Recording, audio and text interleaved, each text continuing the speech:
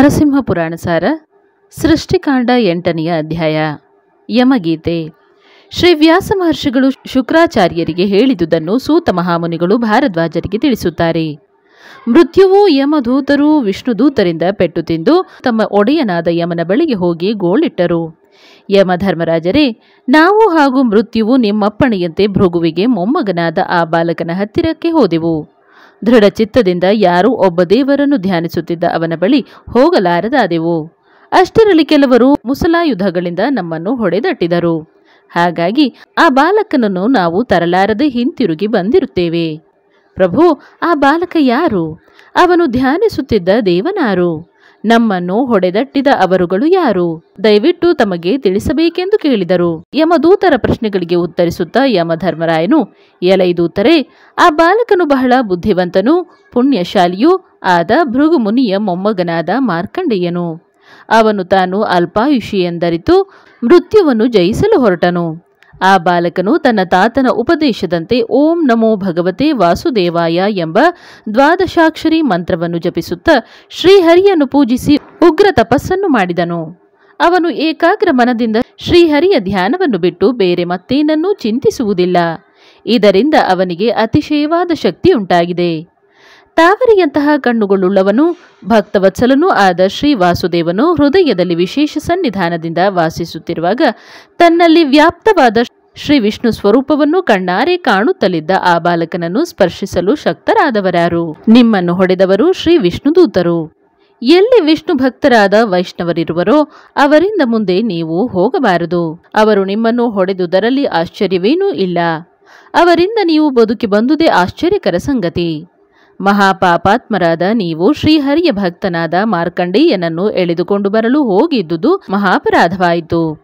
ಮಹಾದೇವನಾದ ಶ್ರೀ ನರಸಿಂಹನನ್ನು ಸೇವಿಸುವವರ ಬಳಿ ನೀವು ನನ್ನ ಅಪ್ಪಣೆ ಇಲ್ಲದೆ ಎಂದಿಗೂ ಹೋಗಬಾರದು ಎಂದನು. ನಂತರ ಯಮಧರ್ಮರಾಯನು ದೂತರಿಗೂ ಮೃತ್ಯುದೇವತೆಗೂ ಹಾಗೂ ನರಕದಲ್ಲಿದ್ದು ಹಿಂಸೆಯನ್ನು ಅನುಭವಿಸುತ್ತಲಿದ್ದ ಜನರಿಗೂ ಅತ್ಯಂತ ಕರುಣೆಯಿಂದಲೂ ಮತ್ತು ಶ್ರೀ ಮಹಾವಿಷ್ಣುವಿನಲ್ಲಿ ವಿಶೇಷ ಭಕ್ತಿಯಿಂದ ಈ ರೀತಿ ಹೇಳುತ್ತಾನೆ. ನೀವು ಜನರ ನೋವು ಸಂಕಷ್ಟಗಳನ್ನು ನಾಶ ಮಾಡುವ ಶ್ರೀ ಕೇಶವನನ್ನು ಪೂಜಿಸಲಿಲ್ಲವೇ? ತಮ್ಮ ಬಳಿ ಹಣವಿಲ್ಲದಿದ್ದರೂ ಕೇವಲ ಜಲವನ್ನು ಭಕ್ತಿಯಿಂದ ಅರ್ಪಿಸಿದರೆ ತನ್ನ ಲೋಕವನ್ನೇ ಕೊಡುವ ಶ್ರೀಹರಿಯನ್ನು ನೀವು ಆರಾಧಿಸಲಿಲ್ಲವೇ? ಕೇವಲ ಸ್ಮರಣೆಯಿಂದಲೇ ಮುಕ್ತಿಯನ್ನು ದಯಪಾಲಿಸುವ ಆ ಸರ್ವೇಂದ್ರಿಯ ನಿಯಾಮಕನು ತಾವರಿಯಂತಹ ಕಣ್ಣುಳ್ಳ ಶ್ರೀ ನರಸಿಂಹನನ್ನು ನೀವು ಧ್ಯಾನಿಸಲಿಲ್ಲವೇ? ಈ ರೀತಿಯಾಗಿ ಆ ನರಕವಾಸಿಗಳೆಲ್ಲರಿಗೂ ತಿಳಿಸಿ ಯಮಭಟರಿಗೆ ಯಮಧರ್ಮರಾಯನು ಹೇಳುತ್ತಾನೆ.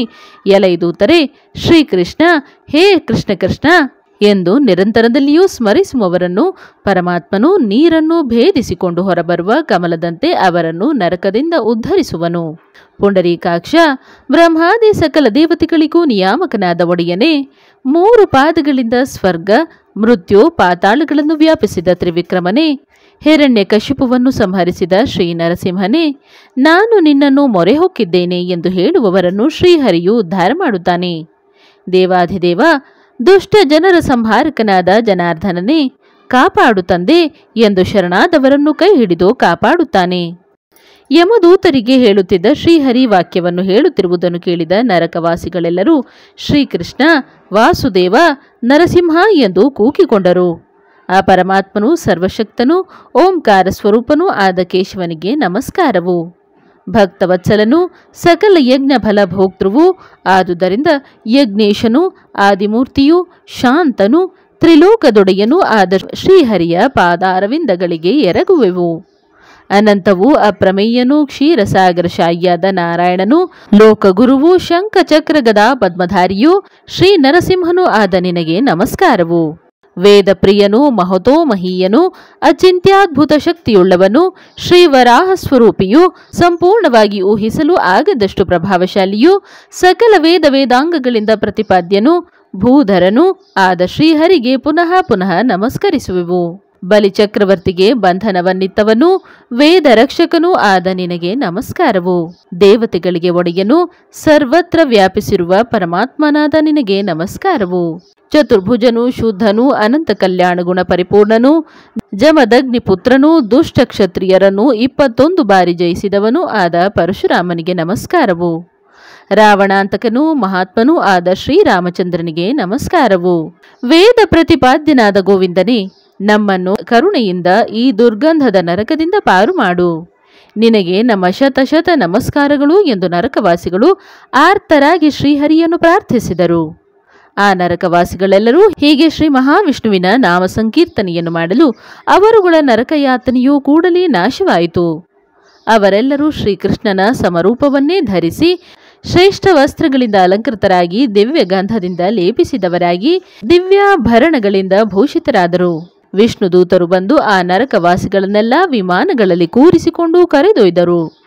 ಆಗ ಯಮಧರ್ಮನು, ಯಾವ ಮಹಾಮಹಿಮ ನಾಮ ಸಂಕೀರ್ತನೆಯಿಂದ ನರಕವಾಸಿಗಳೆಲ್ಲರೂ ಶ್ರೀ ವಿಷ್ಣು ಲೋಕವನ್ನು ಸೇರಿದರೋ ಆ ಪರಮಾತ್ಮನಾದ ಶ್ರೀ ನರಸಿಂಹನಿಗೆ ನಾನು ನಮಸ್ಕರಿಸುತ್ತೇನೆ. ವಿಷ್ಣುವು ಅಪಾರವಾದ ತೇಜೋರೂಪನೂ ಆದ ಶ್ರೀ ನರಸಿಂಹನ ಭಕ್ತರಿಗೂ ಸಹ ನಾನು ನಮಸ್ಕರಿಸುತ್ತೇನೆ. ಅನೇಕ ರೀತಿಯ ಚೂಪಾದ ಆಯುಧಗಳಿಂದ ತುಂಬಿದ ಉಗ್ರವಾದ ನರಕಾಗ್ನಿಯು ನಂದಿ ಹೋಗಿರುವುದನ್ನು ಕಂಡು ಯಮಧರ್ಮನು ತಾನೇ ತನ್ನ ದೂತರಿಗೆ ಬುದ್ಧಿಯನ್ನು ಕಲಿಸಲು ಪುನಃ ಇಷ್ಟಪಟ್ಟನು ಎಂದು ಶ್ರೀ ವೇದವ್ಯಾಸರು ಶುಕ್ರಾಚಾರ್ಯರಿಗೆ ಹೇಳಿದ ಆಖ್ಯಾನವು ಮುಕ್ತಾಯವಾಯಿತು. ಶ್ರೀ ನರಸಿಂಹ ಪುರಾಣದಲ್ಲಿ ಯಮಗೀತೆ ಎಂಬ 8ನೆಯ ಅಧ್ಯಾಯವು ಸಮಾಪ್ತಿಯಾಯಿತು. ಸೃಷ್ಟಿಕಾಂಡ 9ನೆಯ ಅಧ್ಯಾಯ ಯಮಗೀತೆ ಮುಂದುವರೆದುದು. ಶ್ರೀ ವೇದವ್ಯಾಸರು ಶುಕ್ರಾಚಾರ್ಯರಿಗೆ ಹೇಳಿದ ಆಖ್ಯಾನವನ್ನು ಸೂತ ಮಹಾಮುನಿಗಳು ಭಾರದ್ವಾಜರಿಗೆ ತಿಳಿಸುತ್ತಾರೆ.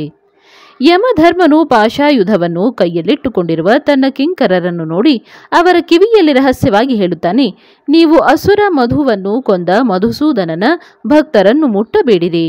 ನಾನು ವಿಷ್ಣು ಭಕ್ತರಲ್ಲದ ಇತರ ಮರ್ತ್ಯರಿಗೆ ಮಾತ್ರ ಒಡೆಯನು. ದೇವತೆಗಳಿಂದ ಸೇವೆಗೊಳ್ಳುತ್ತಿರುವ ಬ್ರಹ್ಮನು ನನ್ನನ್ನು ಯಮನೆಂದು ಕರೆದು ಅವರವರ ಕರ್ಮಕ್ಕೆ ಅನುಸಾರವಾಗಿ ಹಿತಾಹಿತವನ್ನುಂಟು ಮಾಡಲು ಆದೇಶಿಸಿರುತ್ತಾನೆ. ಹರಿಗುರುಗಳಲ್ಲಿ ಭಕ್ತಿ ಇಲ್ಲದ ಮರ್ತ್ಯರನ್ನು ಮಾತ್ರ ನಾನು ಶಿಕ್ಷಿಸುತ್ತೇನೆ. ಶ್ರೀಹರಿಯ ಪಾದಗಳಿಗೆ ನಮಸ್ಕರಿಸಿದವರಿಗೆ ನಾನು ನಮಸ್ಕರಿಸುತ್ತೇನೆ.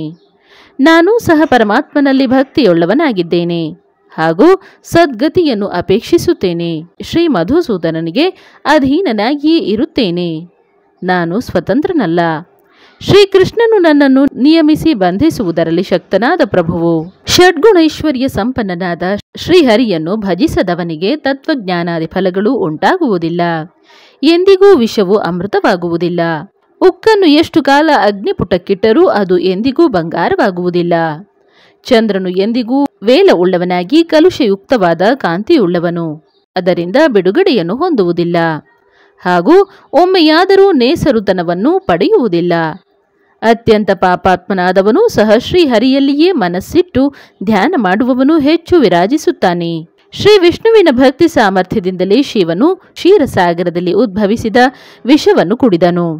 ಅಗಸ್ತ್ಯರು ಸಮುದ್ರವನ್ನು ಪಾನ ಮಾಡಿದರು. ದೇವೇಂದ್ರನು ಯಾವಾಗಲೂ ಹೋರಾಡುವ ಶಕ್ತಿಯುಳ್ಳವನಾದನು. ಪರಮೇಶ್ವರನು ವಿನೀತರಾದ ಭೃತ್ಯ ವರ್ಗಗಳನ್ನು ಉಳ್ಳವನಾಗಿರುತ್ತಾನೆ. ಸಕಲ ದಾರ್ಶನಿಕರ ಯೋಗ, ನ್ಯಾಯ, ಅದ್ವೈತ ದರ್ಶನಗಳು, ಸಿದ್ಧಾಂತ ತತ್ವಗಳು ಹಾಗೂ ಲೋಕ ತತ್ವ ಪರೀಕ್ಷೆಯಿಂದಲೂ ವಿಚಾರ ಮಾಡಿದರೆ ಶ್ರೀಹರಿಯ ಉಪಾಸನೆಯಿಲ್ಲದೆ ಮುಕ್ತಿಯು ದೊರೆಯುವುದಿಲ್ಲ ಎಂದು ತಿಳಿದು ಬರುತ್ತದೆ.